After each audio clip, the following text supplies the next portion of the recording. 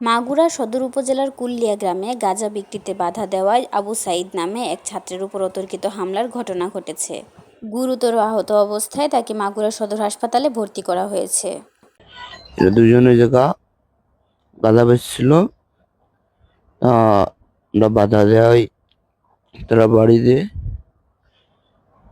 ছুরি না দাও আর হলো হাতুর নিয়ে আসে। যখন অন্ধকার নামে তখন পিছন থেকে আঘাত করে। আহত আবু সাঈদ কুচিয়ামুড়া ইউনিয়নের কুল্লিয়া গ্রামের আবু তালেবের ছেলে। বর্তমানে সে একজন শিক্ষার্থী। ঘটনার পর এলাকায় চরম উত্তেজনা বিরাজ করছে। গাঁজা বিক্রিতে বাধা দিতে গিয়ে এমন হামলার শিকার হওয়া কোনোভাবেই কাম্য নয়। মোহাম্মদ আবু সাঈদ আমার আপন ভাতিজা। কিছুদিন আগে আমাদের গ্রামে একটা মিটিং হয় মাদক নির্মূলের উদ্দেশ্যে। এই মিটিং এর প্রেক্ষিতে এই মোহাম্মদ আফতার মোল্লা ও আওয়ামী লীগ করে এবং গাঁজা সেবন করে এবং ইয়াবা সেবন করে এবং বিক্রয় করে। এর দুই ছেলে কুল্লিয়া পূর্বপাড়া মাঠের ভিতরে গাঁজা বিক্রয়ের উদ্দেশ্যে যায়। আমার ভাতিজা মোহাম্মদ আবু সাঈদ এতে বাধা প্রদান করে।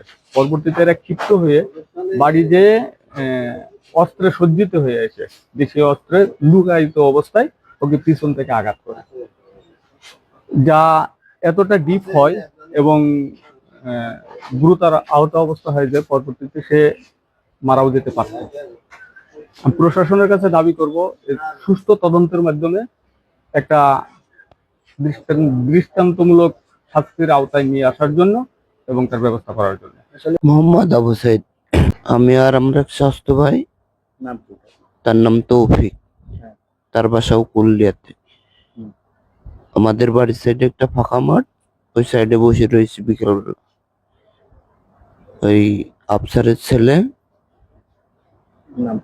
ওনার নাম হচ্ছে কি ইসরাফিল, আর আরেকটার নাম হলো যে মুসাব্বির। হ্যাঁ, ফার্স্টে আঘাত করছিল ইসরাফিল।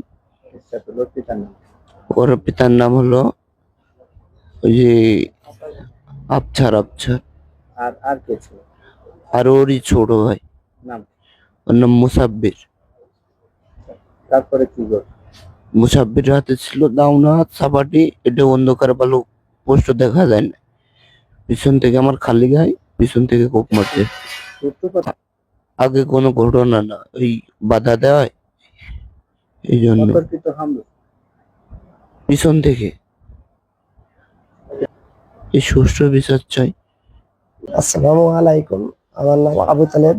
আমার ছেলে আহত হয়েছে, আফসারের ছেলে মারছে। আমি মাদকের নির্মূল কাজে কিছুদিন আগে আমাদের গ্রামে মিটিং হচ্ছিল। এই মাতুব্বাররা সবাই বসে করছে যাতে আমার ছেলে এই মাদকের সে বাধা প্রদান করার পর আমার ছেলের দ্বারা বাড়িতে জুটে উঠে যে মাইরে। আইনের কাছে সবসময় আমি বিচার চাচ্ছি যে যাতে সুস্থ একটা এর বিচার হয় আর যাতে এই মাদকের নির্মূল